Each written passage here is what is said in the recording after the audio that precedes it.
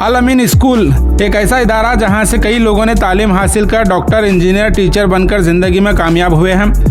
आज मैं बात कर रहा हूं गुलबर्गा शहर के नया मोहल्ला में मौजूद अल अमीन उर्दू मीडियम स्कूल की।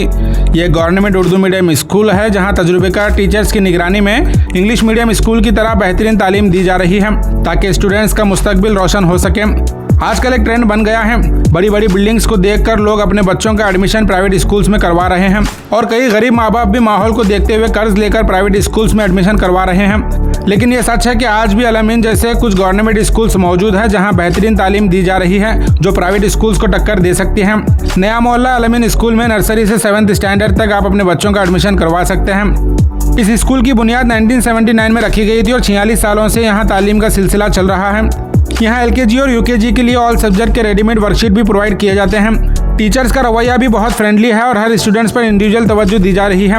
इंग्लिश एक्टिविटीज़ के लिए स्पेशल स्टडी मटेरियल भी यहाँ अवेलेबल है। और अगर फीस की बात करें तो जितना खर्च दोस्तों के साथ चाय पीने में आता है आप उतने खर्च में अपने बच्चों की पढ़ाई करा सकते हैं। यहाँ महीने का सिर्फ 250 रुपये फीस रखी गई है। अल अमीन स्कूल के जरिए आप अपने बच्चों का बेहतर मुस्तकबिल बना सकते हैं और खासकर यतीम और गरीब बच्चों के लिए स्कूल की तरफ से यूनिफॉर्म भी दिया जाता है।